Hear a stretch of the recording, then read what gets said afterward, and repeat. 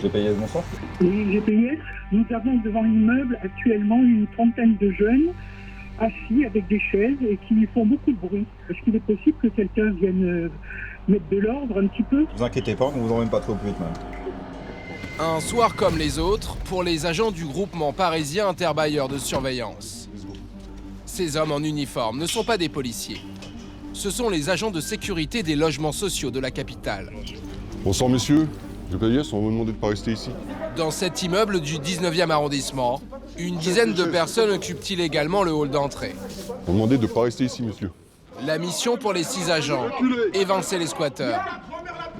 Reculez, sortez. Mais comme souvent, un rapport de force s'installe. Face à l'agressivité des individus, les agents vont tenter de repousser la bande hors du bâtiment. Reculez, sortez. Mais l'un d'entre eux réplique en lançant un sac de détritus en direction des hommes du GPIS. Prenez cette projectile. Interpellez. Vas-y, au-dessus.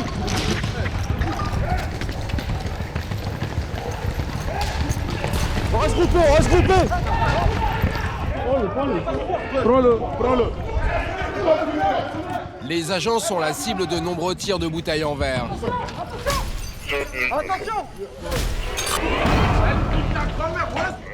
Face au risque, John et son équipe préfèrent se replier en attente de renfort. Unité de Golf 07. Prenez que les individus ont jeté 4 bouteilles, retournez en cours. Allez, on y va les gars, on y va. Mais avant de partir, Attendez les gars, on jette tout. John prend une dernière précaution. On enlève tout. Tout ce qui est chaise, tout ça pour les projectiles, comme ça évite qu'on les prenne dans la tronche. Au même instant, les renforts arrivent en nombre. En quelques secondes, une trentaine d'agents du GPIS envahissent la zone, armés de boucliers et de chiens de défense. Rapidement, le GPIS boucle le quartier. On se regroupe, tous en ligne. Face à cette démonstration de force, les jeunes n'ont pas d'autre choix que de se tenir à distance, mais continuent leur provocation, barre de fer à la main. Mais pourquoi vous courez alors? Ils finissent par quitter les lieux.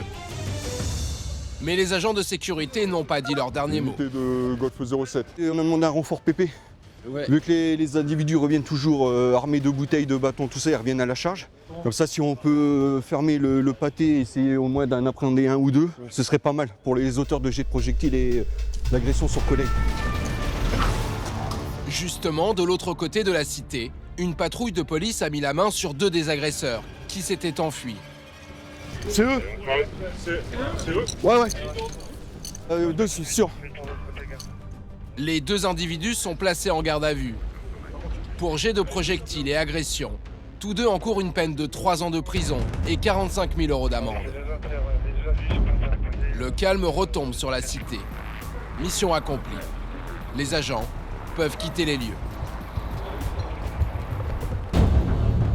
Ils ne sont pas policiers, et pourtant ils sont souvent en première ligne quand la violence éclate dans les quartiers sensibles de la capitale. Allez, on y va les gars, on descend.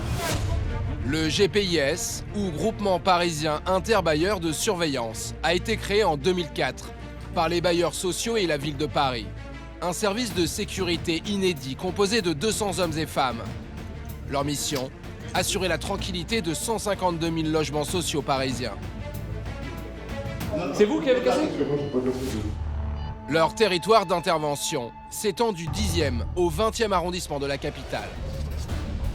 Entre nuisances sonores, squats, mais aussi trafic de drogue, agressions et règlements de compte, les délinquants gangrènent la vie des 400 000 habitants de ces quartiers HLM.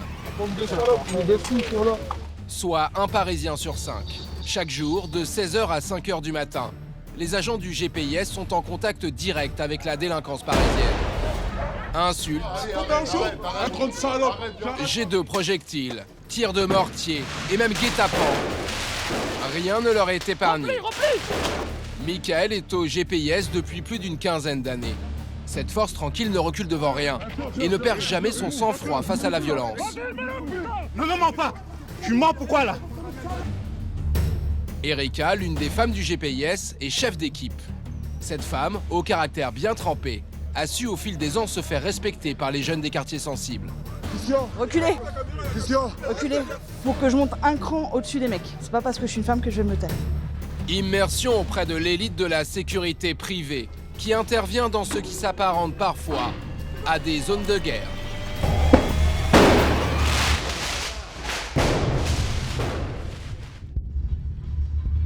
Direction le quartier de la Glacière, dans une très grande cité HLM, pour Michael et ses hommes.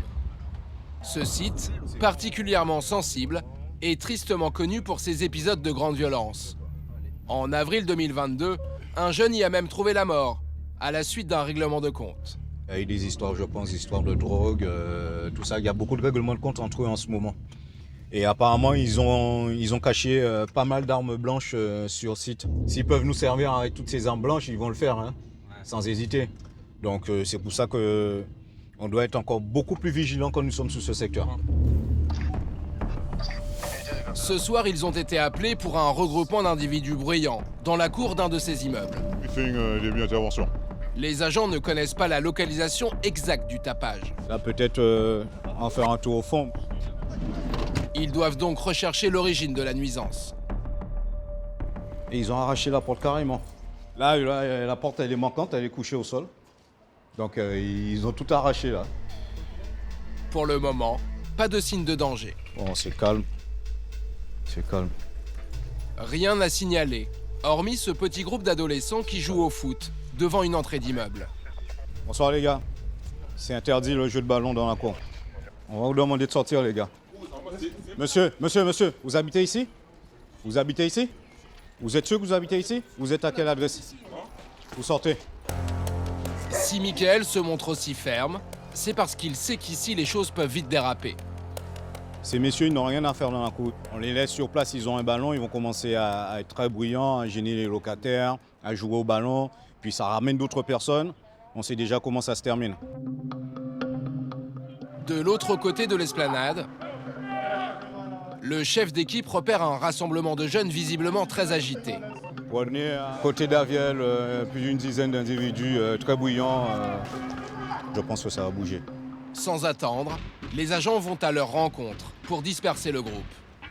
Sous la gauche, là, sous la dalle. Sur place, une dizaine d'individus, Bonjour. visiblement alcoolisés.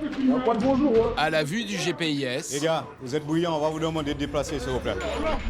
ils se montrent immédiatement provocateurs. C'est bon, on va vous demander de vous déplacer, les gars. L'un d'entre eux, en pull orange, se montre particulièrement agressif. Allez-y. Ah ouais, doucement. La situation dégénère. Rapidement, d'autres agents sont appelés en renfort. Cet homme en capuche noire décide d'en venir aux mains et s'en prend à notre caméra. 17 sous position. 17 sous position. Individu agressif, individu appréhendé.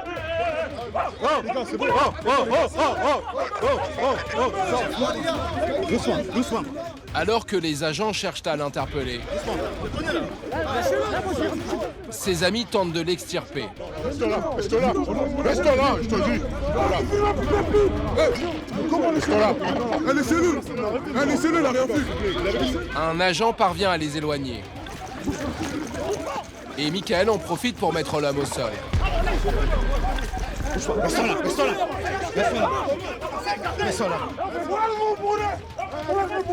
L'homme se débat violemment Bouge pas, je te dis. et va jusqu'à mordre Michael. Bouge pas, ne me mens pas. Je suis mort, pourquoi là? Oh! Même immobilisé au sol, il continue de frapper les agents. Assieds-toi. Eh, je fais ça pour toi. Et tu m'as fait trop. Je fais ça pour toi. Fils de pute, je m'accoutre, fils de pute. Face à l'agressivité de l'individu, Michael demande le renfort de la police nationale. Putain. Code 17, unité, code 17. Une de derrière, code 17. Le GPIS est pris à partie de tous les côtés. Reculez. Un homme profite du chaos pour s'éloigner et lancer un projectile en direction de la patrouille.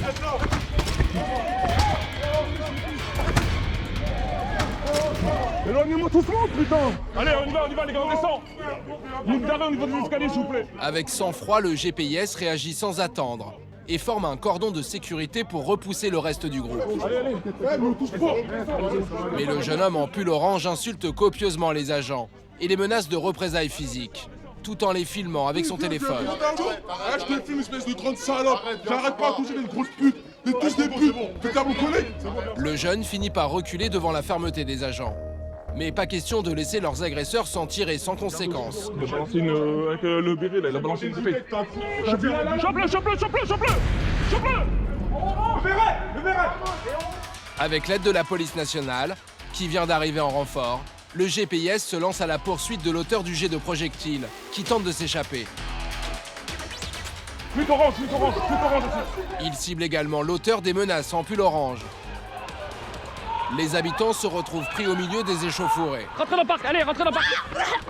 Restez là-bas, il y a la gazeuse encore. Un des agents réagit immédiatement pour mettre les enfants en sécurité. Allez là-bas les enfants, allez là-bas. De leur côté, les policiers ont mis la main sur l'auteur des menaces. Pour ces faits, le jeune homme risque jusqu'à 6 mois de prison et 7 500 € d'amende. Alors que les individus sont pris en charge par la police, la situation s'apaise. Le GPIS sécurise la zone. La situation là, elle est figée, il y a eu les forces de police qui sont arrivées. Donc c'est une situation là, va redevenir au calme. Là on est en train d'assurer le périmètre de sécurité pour après extraire les individus qui ont été interpellés et après on va faire retour VL et on va aller au commissariat. Les hommes passeront la nuit en garde à vue avant d'être déférés devant le juge. Mission accomplie pour Michael et ses collègues, même si les agents ne s'en sortent pas indemnes. Il y a 3 agents de blessés. Moi, j'ai reçu un coup au tibia. J'ai très mal. Il a tenté de me mordre aussi. Donc, j'ai enlevé mon doigt de sa bouche. Il a mis un coup de tête. Et il a mis un coup de tête à un autre collègue et un coup de pied au niveau de la main. Ouais, il a dû me mordre et ils m'ont cassé ma radio aussi qui est tombée, ils l'ont éclaté. Ils vont tout tenter. Ils vont tout tenter pour se sauver. Voilà. C'est malheureux. C'est malheureux d'en arriver là, quoi. Ils auraient pu partir tranquillement et il n'y aurait pas eu besoin comme d'habitude ou autre. Et là aujourd'hui, peut-être un peu d'alcool en trop et ils ont voulu s'en prendre à nous. Voilà. Ils ont voulu s'en prendre à nous et on a réagi, on s'est défendu comme on a pu, quoi. Les hommes du GPIS vont porter plainte pour coups et blessures. Un métier à risque, mais qui n'entame en rien leur motivation. 17e arrondissement de Paris. Voici le siège du groupement parisien interbailleurs de surveillance. Il est 16h. Bonsoir messieurs, dames. J'appelle le service pour répondre des prisons à l'énoncé de votre nom. Comme chaque soir, c'est l'appel avant de quitter le siège. Golf 3. Présent. K901. Et de se déployer pour la nuit dans les HLM de la capitale. Golf 8. Présent. Avant de travailler au GPIS, les 200 agents étaient pour la plupart policiers, militaires, légionnaires ou encore gardes du corps. Aujourd'hui, ils sont au service des bailleurs sociaux parisiens, avec 3 mots d'ordre: éthique, engagement et progrès. J'ai appelé tout le monde. Oui.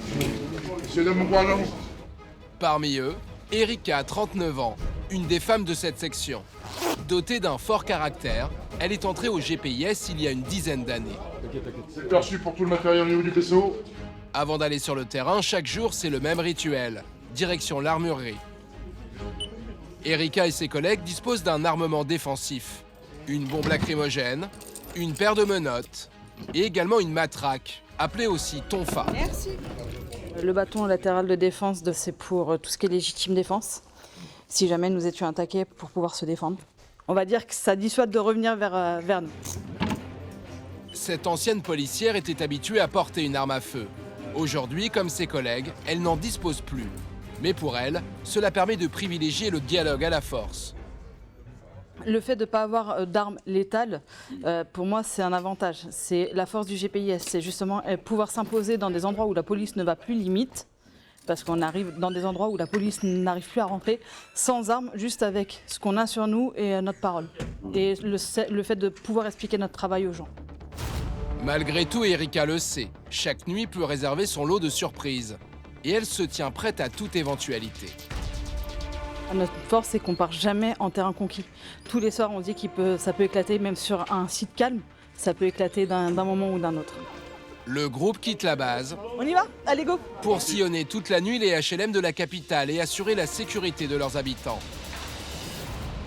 Et ce sont justement les appels de ces locataires qui déclenchent les interventions du GPIS. GPIS, bonsoir. Au poste de commandement opérationnel, le téléphone sonne en continu. Au bout du fil, des locataires excédés. Bonsoir, je vous appelle parce qu'on est importuné par un groupe de jeunes qui filment des gens sur nos fenêtres. Là, c'est invivable et bon, en fait, ils s'en foutent. Oh là là là là. Chaque nuit, 3 opérateurs reçoivent près de 200 appels anonymes provenant des habitants des logements sociaux sous la surveillance du GPIS. On a des voisins qui nous pourrissent la vie et mon fils m'a dit vite jouer à la pétanque. J'en peux plus, je dors quasiment pas, c'est horrible. Donc, Le service est gratuit et les 400 000 locataires le savent. Chaque appel déclenche l'intervention d'une patrouille. Ça marche, on s'en occupe, monsieur. Ça n'arrête pas? Ça dépote, ouais. Ouais, ça y va, ouais. Souvent, quand on est déjà à 3 téléphones en cours, il y a déjà d'autres appels en cours qui attendent. Et dès qu'on raccroche, il y a l'autre qui sonne derrière, quoi. Le chef de poste est en première ligne pour répondre à la détresse des locataires. oui, mais il faut leur donner une bonne leçon. Madame, on connaît notre travail. Madame, vous inquiétez pas, on a déjà eu plusieurs appels, on va vous envoyer une patrouille. Et ces appels sont toujours plus nombreux. C'est vrai qu'il y a une recrudescence de demandes d'intervention, parce qu'il y a une recrudescence de squats au niveau des parties communes. Les jeunes sont de plus en plus dans les parties communes, ou même sur voie publique. Ils se regroupent très souvent, sur Paris en tout cas. Donc forcément, ça augmente la demande d'appel. Un fléau pour les locataires, pour qui le GPIS devient alors le principal recours contre l'insécurité qui règne autour de leur logement. Les agents réalisent ainsi entre 50 000 et 60 000 interventions par an. Ils sont à quel étage, madame, s'il vous plaît? Ce soir, les opérateurs vont en déclencher plus de 90. GPIS, bonsoir. Il est 20h, le chef de poste envoie justement une patrouille dans le 19e arrondissement de Paris. Un groupe d'une vingtaine d'individus squatterait les sous-sols d'un immeuble HLM de la rue de Crimée.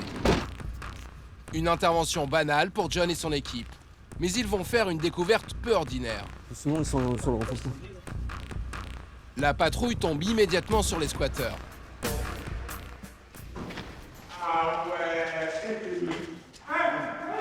Vas-y, on y va.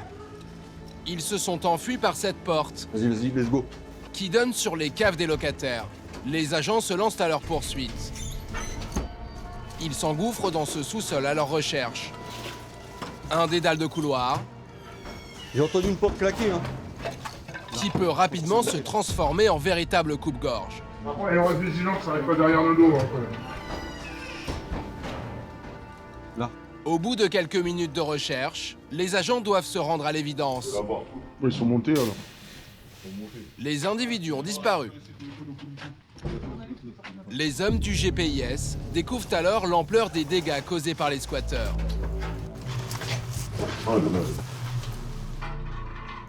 Toutes les caves des locataires ont été fracturées.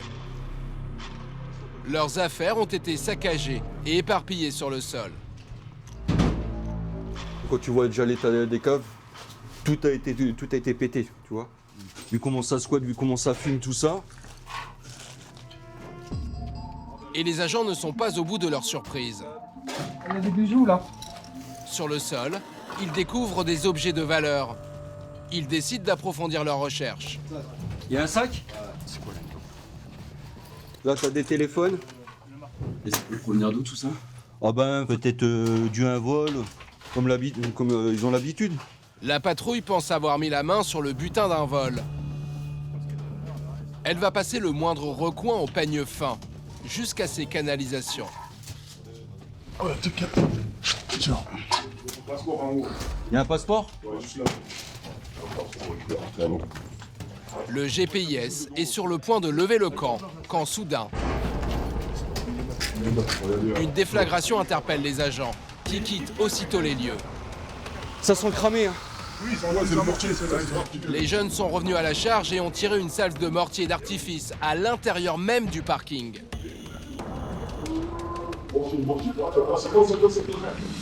John et ses collègues doivent se replier en urgence.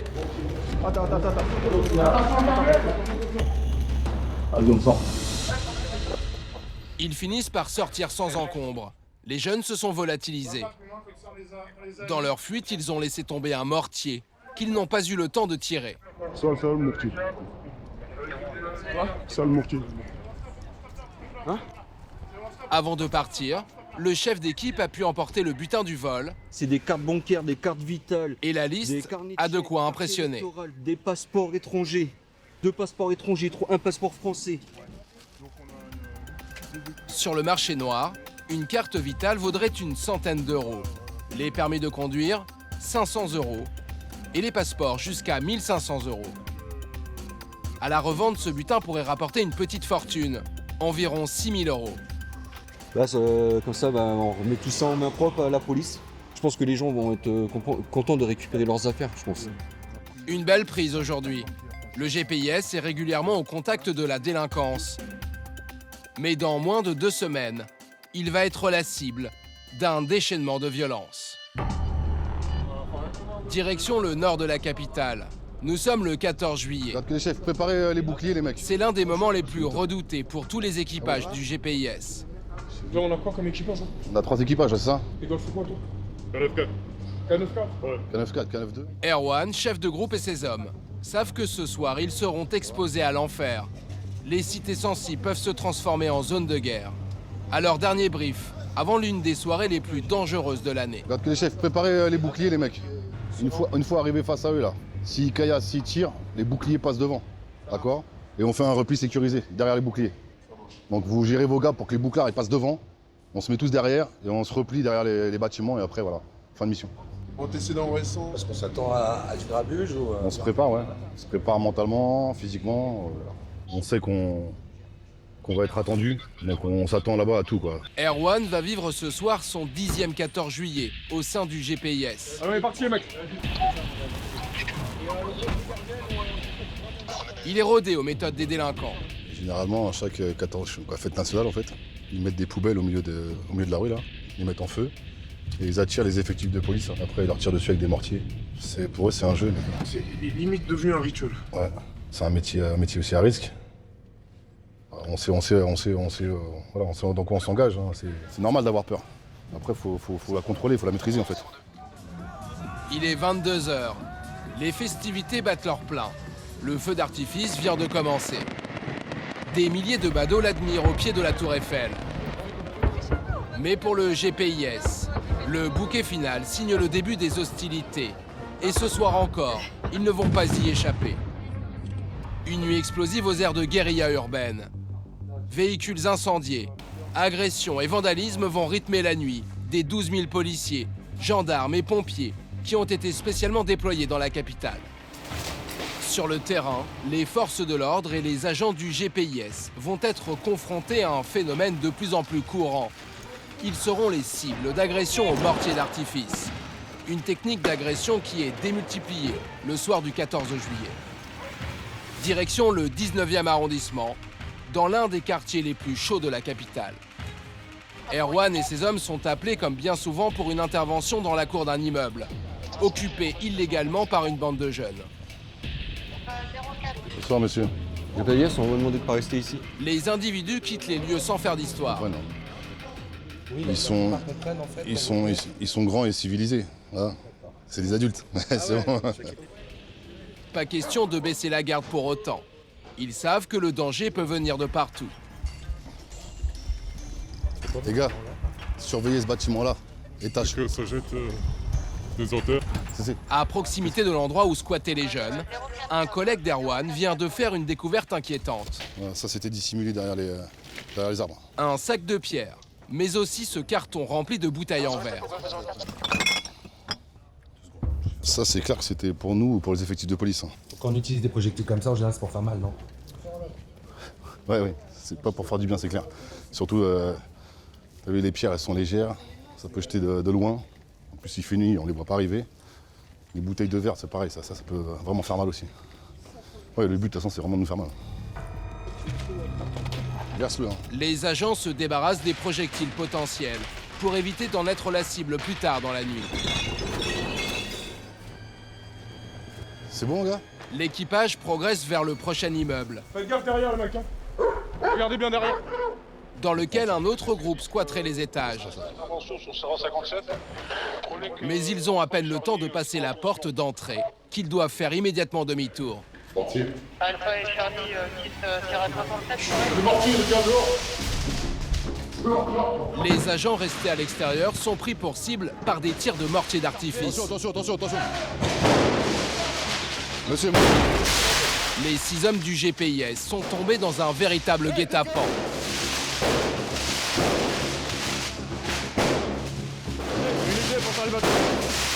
Impossible de quitter le bâtiment sans être touché par des explosifs. unité pour Charlie 21. Aucune possibilité de regagner le véhicule. Prenez, nous sommes pris à partie. Nous sommes regroupés sur Gaston Pinot. Demande appui PP. Une agression d'une rare violence. Attention, ça revient. Leurs collègues restés au volant des véhicules viennent les récupérer en urgence, sous un feu continu de mortier. On sort.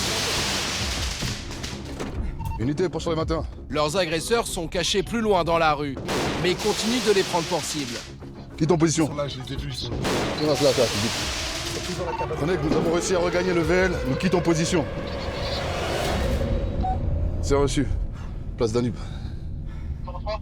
Les agents se replient quelques rues plus loin, c'est pas grave. à l'abri des tirs de mortier, et constatent les dégâts infligés à leur véhicule. Regarde ce que ça fait. Impact. Regarde comment la vitre elle est fissurée. Normal, c'est chaud, les gars. Regarde la vitre comment elle est fissurée avec un impact. Tu prends ça dans la tête. C'est normal. Ils ont tiré plusieurs mortiers sur les véhicules. Comme tu peux voir les impacts sur le pare-brise là. Un tir de mortier peut provoquer de graves brûlures, crever un œil, voire même arracher une main. Cette fois, Erwan et ses collègues s'en sortent indemnes. Là on s'y attendait pas, voilà. C'est comme tout, quoi. Tu vois, des fois on prépare on fait des briefings, on prépare des stratégies tout sur des sites et c'est calme. Et puis là en l'occurrence l'environnement était super calme, on pensait qu'on pouvait engager. Et puis en fait voilà, on s'est fait prendre la partie. Voilà, le principal c'est qu'il n'y a pas de blessés. C'est juste ce qui nous importe. Pas question de se laisser à nouveau surprendre. Erwan terminera la soirée armé de son bouclier. Erwan, pourquoi vous avez le bouclier là? Parce qu'on s'attend à ce qu'ils nous tirent dessus encore avec les mortiers. Et puis mieux vaut prévenir que guérir.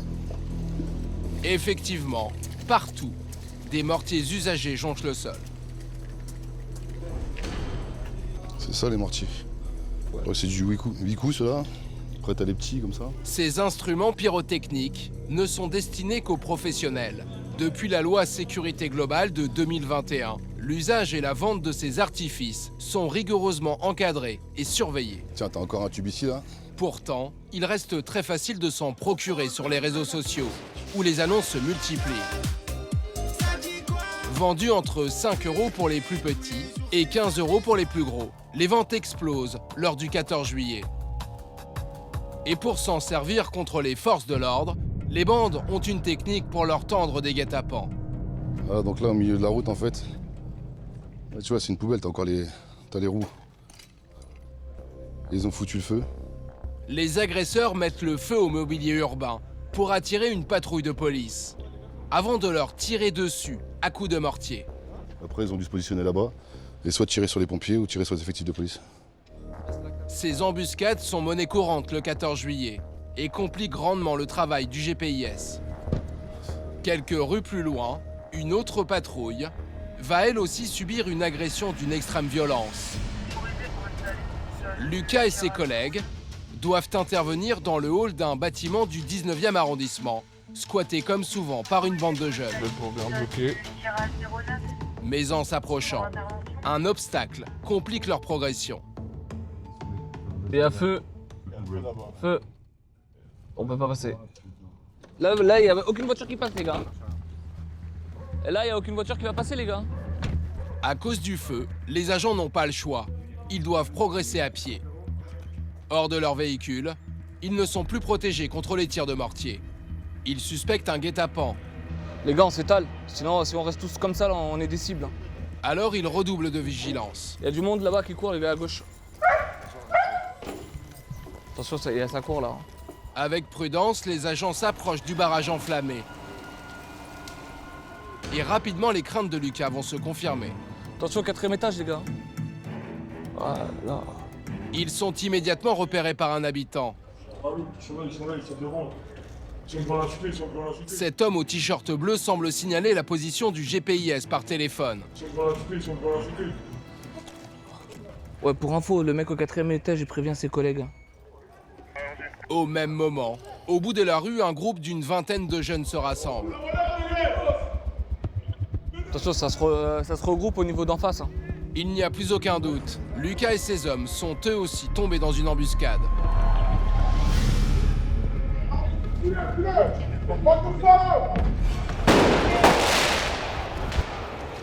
Ils sont la cible d'un feu nourri de projectiles enflammés. Attention! Dans cette rue étroite, impossible de se mettre à couvert. Faites repli! Repli! Vas-y, repli! Repli!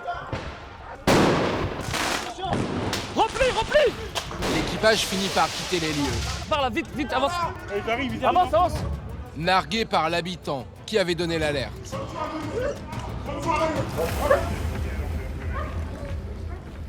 Donc là, on est obligé de faire repli VL. Vu le nombre d'individus et vu le nombre que nous sommes, ça sert à rien de continuer. Là, c'est prendre des risques pour rien et avoir des collègues blessés alors qu'il y a moyen de faire un repli. Donc on privilégie d'abord le repli à l'affrontement. Un choix délibéré et stratégique, avec un objectif atteint. Le passage de relais à la police pour une série d'arrestations dans la foulée. Ah, c'est bon. Malgré tout, Lucas garde un goût amer de cette intervention. Vous dire que c'est pas frustrant, ça serait faux. C'est frustrant. On a l'impression de ne pas avoir fini le travail. Mais comme, on va dire, on cohabite avec avec la police et c'est eux maintenant qui interviennent, c'est leur terrain. Nous, les individus, ils sont repartis sur voie publique. Donc c'est à eux maintenant, c'est à leur tour. Jusqu'au petit matin, les agents du GPIS devront composer avec cette violence inédite pour mener à bien leur mission. Au total, cette nuit, 150 personnes seront interpellées pour violence envers les forces de l'ordre. Quelques semaines plus tard, appelé régulièrement pour tapage nocturne ou squat de hall d'immeuble, parfois le GPIS peut tomber sur des flagrants délits. Il est 22h, direction le 15e arrondissement pour Lucas et ses collègues. Ouais. Là, on part au niveau du 15e arrondissement pour un individu qui forcerait une porte. Ça pourrait être un locataire qui aurait oublié ses clés, ça pourrait être plein de choses. Dans le pire des cas, ça pourrait être un cambrioleur qui essaie de casser une porte pour entrer dans un appartement, ou un individu qui veut agresser par exemple son voisin ou autre. Et il peut toujours avoir des risques, quoi. En fait, on peut jamais dire qu'il va rien se passer. Il faut toujours s'imaginer le pire pour être au maximum attentif et concentré. Il faut agir vite. L'individu est peut-être encore dans l'immeuble.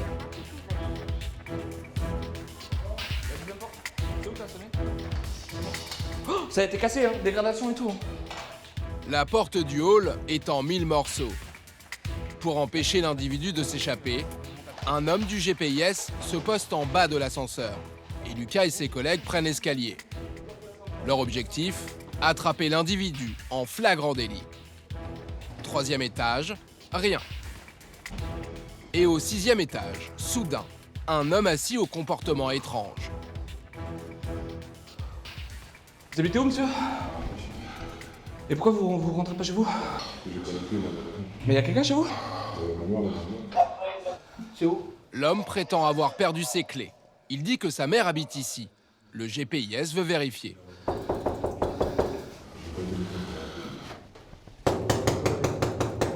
Mais pas de réponse. Et vous êtes rentré comment au niveau du bas? Lucas n'y croit pas. Alors il a une idée. On va descendre? Il va lui demander d'indiquer son nom de famille sur les boîtes aux lettres de l'immeuble. Attendez, monsieur, il est où votre nom? Il est où votre nom? Manifestement, l'homme a un trou de mémoire.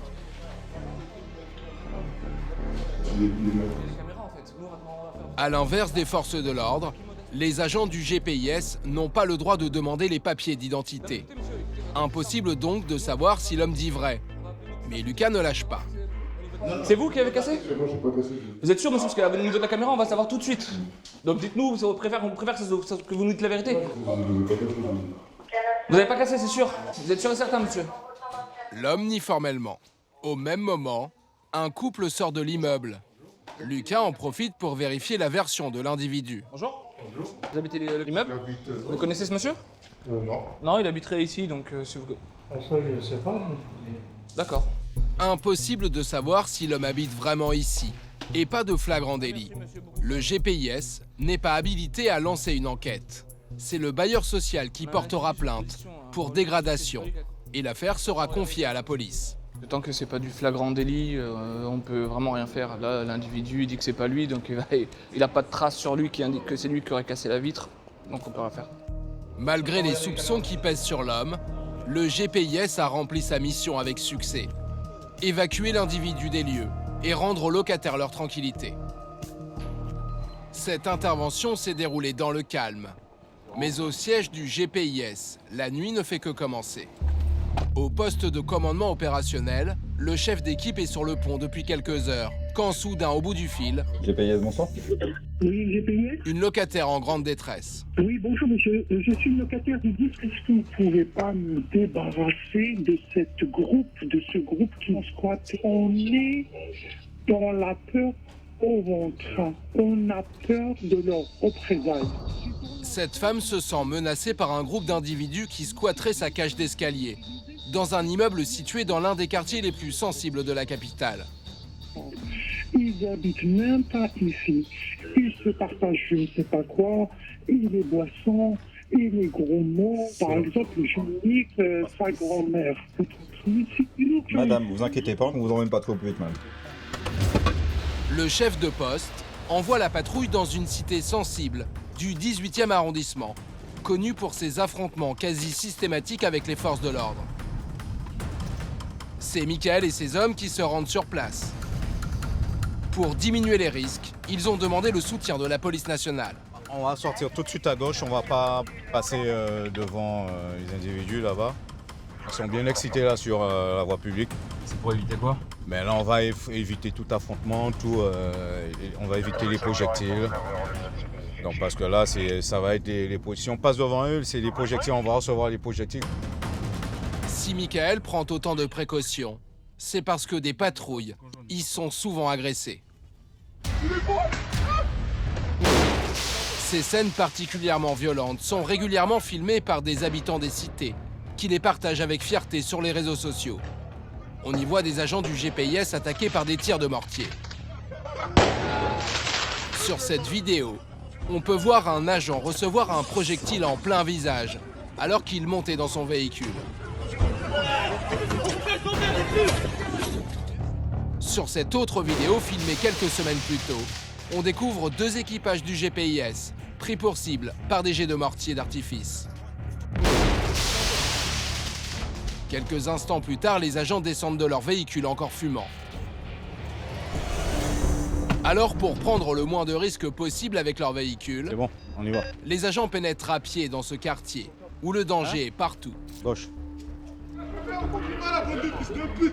À peine entrés dans la cité, ils sont immédiatement accueillis par des insultes.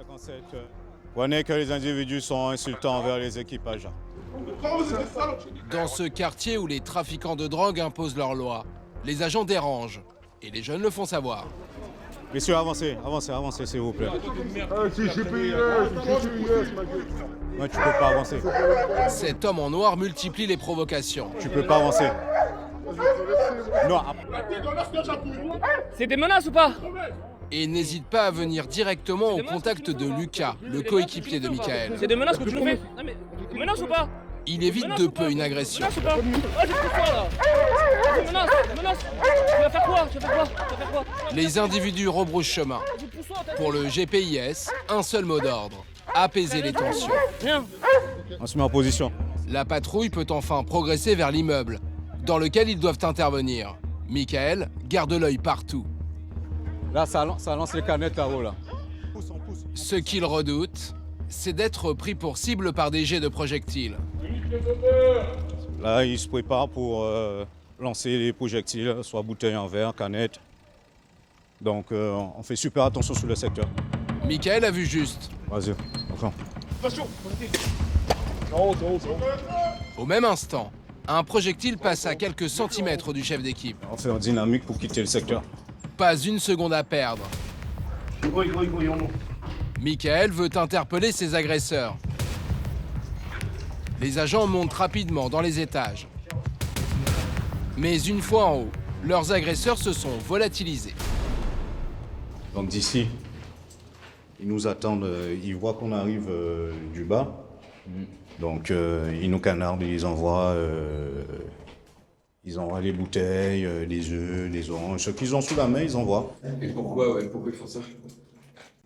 Ça les amuse. Ils n'aiment pas le bleu, ils n'aiment pas les tenues. Donc forcément, la tenue bleue, ça rappelle la police. Donc du coup, on est prêt à partir. Il fait l'intervention, aucune présence constatée. C'est parti. Dans la rue, le calme est revenu.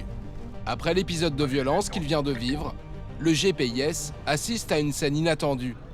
Ce père de famille vient chercher son fils, mais ce dernier insulte en passant un agent.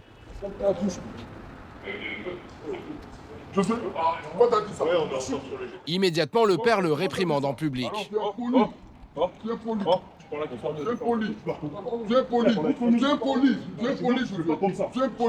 n'étions pas éduqués comme ça. Viens poli. Pour Michael, qui a l'habitude de se faire prendre à partie, autant par des jeunes que par leurs parents, cette scène le touche personnellement. C'est très rare que ça arrive, donc ça prouve que c'est un père consciencieux quand même. Son père est venu le réprimander et le ramener à la maison. Donc, mais c'est rare que ça arrive, c'est très rare, c'est très bien. Franchement, je suis touché du geste et de la façon qu'il a parlé à son fils. Et franchement, je lui tire mon chapeau, ce monsieur. Allez, enfin, on va plus vite. Même si Michael et ses hommes ont pu ramener pour l'instant le calme dans la cité, le chef d'équipe regrette amèrement la violence dont ils sont trop souvent la cible. C'est triste dans le sens où des hommes, ils font leur travail, c'est pour la sécurité peut-être de leurs propres parents même. Et ils n'en ont pas conscience. Ils n'en ont pas conscience. Et pour eux, nous sommes des ennemis. Nous sommes des ennemis jurés. Donc, ils ne voient pas devant eux des hommes, des pères de famille, des mères de famille qui viennent travailler pour gagner de l'argent pour nourrir la famille, quoi. Malgré ses 16 ans d'ancienneté, Michael ne perd pas espoir. Sa mission, tenter d'amener de l'apaisement dans les cités. 4 heures du matin. Sur le chemin du retour, une scène interpelle l'équipe. Lucas vient d'apercevoir 2 individus s'affairer sur un homme au sol. Donc on ne sait pas si c'est une agression qui est en cours. Donc on va s'assurer que tout se passe bien et que ce ne soit pas une agression en cours en fait. Et là à gauche. Même sur la voie publique, en cas d'agression, les agents ont obligation d'intervenir pour porter assistance. Très vite, le GPIS se rend compte que les 2 agresseurs supposés sont en fait des policiers en civil. C'est la police? En train de porter secours à un homme au sol. Les policiers qui n'étaient pas en service ont été témoins d'une scène d'une rare violence. L'homme a été sauvagement agressé par un autre individu, à coups de batte de baseball. Je vais arriver, il était au sol et l'autre il était en train de le finir avec la batte comme ça.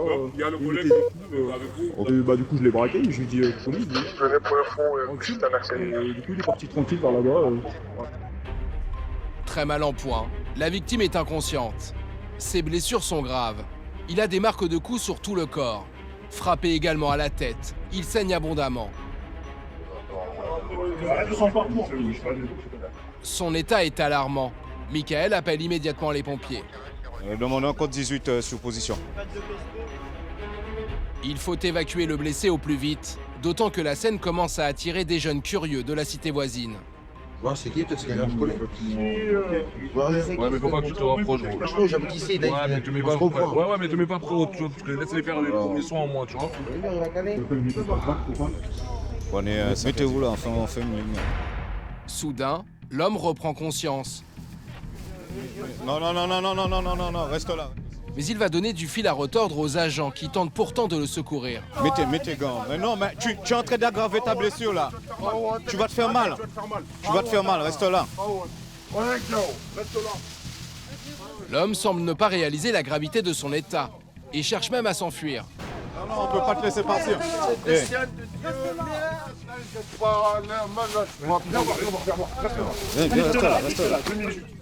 De plus en plus agité, il va même jusqu'à insulter les agents. Va te faire foutre. Voilà, merci. Il y a plein de café. Merci. Va te faire foutre. Merci. On va te faire enculer. Oui, merci. Excuse-moi. L'ambulance arrive enfin sur les lieux.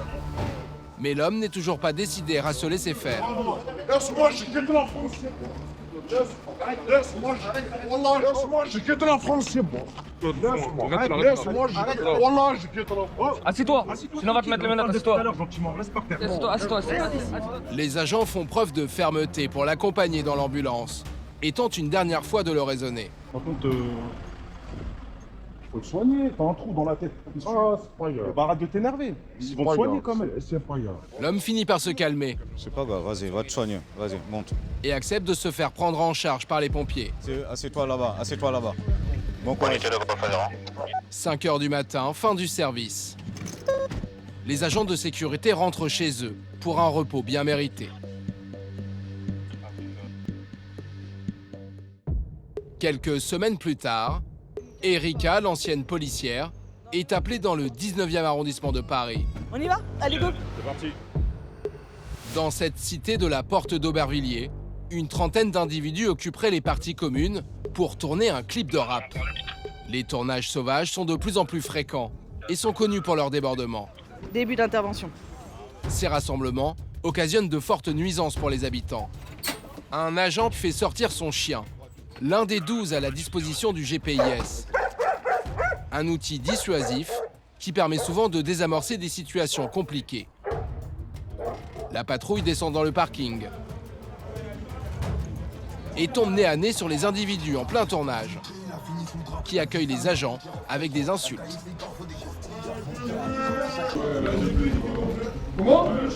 Sans attendre, les agents décident de faire intervenir le maître chien. À la vue de l'animal, les jeunes se dispersent dans les sous-sols. En quelques secondes, le parking se vide. Mais pour s'assurer qu'aucun squatteur ne reste caché, les agents inspectent chaque recoin.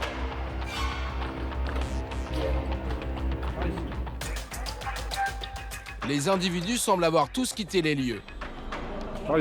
Mission accomplie pour Erika, qui sait que ces situations sont bien souvent invivables pour les locataires. En général, ce qui accompagne les clips, c'est la fumette, c'est beaucoup de blabla, la musique qui est en arrière-plan, donc ça dérange vraiment les locataires. Tu te dis que ça se trouve, les mecs sont en train de mettre le feu dans ton parking, t'es pas rassuré non plus parce que ta voiture est en bas, enfin je me mets à leur place, c'est pas du tout rassurant.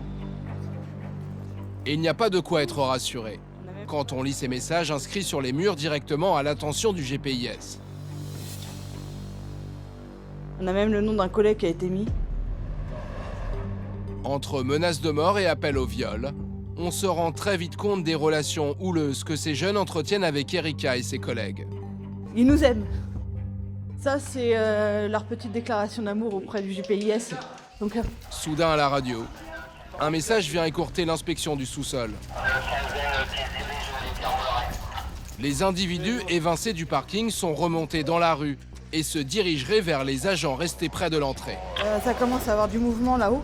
Donc, je prends pas de risque pour les équipages qui sont restés en sécurisation. On remonte en surface. À l'extérieur, la patrouille se met en position et repère effectivement un groupe d'une vingtaine de personnes qui s'avancent dans sa direction. Erika redoute le pire. Prenez que nous effectuons un stand-by sur position, prenez que les individus sont en train de revenir. Ils arrivent cagoulés là. Qu'est-ce que ça peut vouloir dire qu'ils arrivent cagoulés là? Qu'ils veulent en découdre parce que comme ils sont en train de tourner un clip, en fait, pour qu'on fasse partie de leurs images aussi. Les jeunes passent devant le GPIS, mais s'en tiennent à des provocations verbales. Non, je suis très calme. Le groupe s'installe au milieu du carrefour et reprend son tournage au nez et à la barbe du GPIS. Un trou qui peut te ramener au trou. Sans autorisation officielle, ce tournage est illégal. Mais cette fois, Erika doit laisser faire. Personne bouge, ils attendent que ça. Sur la voie publique, le GPIS n'a pas le droit d'intervenir sans la police. Et manifestement, les jeunes en ont parfaitement conscience. Ils en profitent même pour filmer les agents.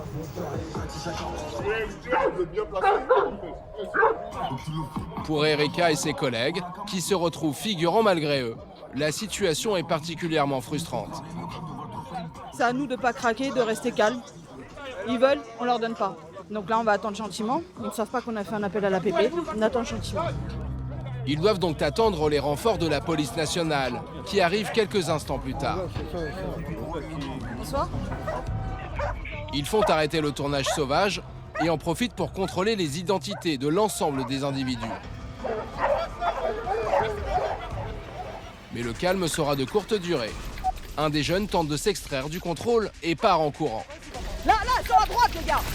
Face à ce flagrant délit de refus de se soumettre, les agents du GPIS le prennent en chasse. Dedans. Le fuyard tente de se réfugier sur ce terrain de foot. Stop, les gars. Il est finalement rattrapé. Dégage. Puis maîtrisé. Alors qu'il lui passe les menottes, Reculez, monsieur, reculez. un individu agressif cherche à s'interposer. Pas question pour Erika de se laisser faire. Reculez. La chef d'équipe fait bloc devant l'individu qui finit par reculer. Les agents évacuent l'interpellé et se replient rapidement pour éviter toute escalade de violence.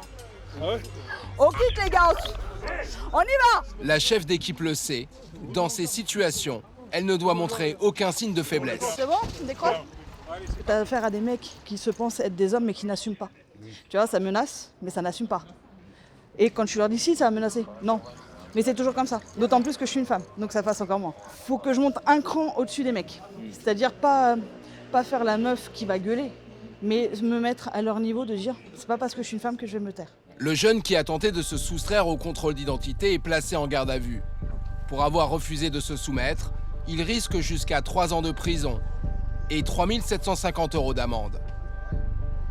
Le contrôle d'identité prend fin. Seul l'organisateur du clip a été verbalisé. 1 500 € pour avoir tourné illégalement sur la voie publique. On décroche. Après 1 heure d'intervention, le GPIS peut enfin quitter les lieux. Pour la chef d'équipe, ce genre de scène est aujourd'hui tristement banal.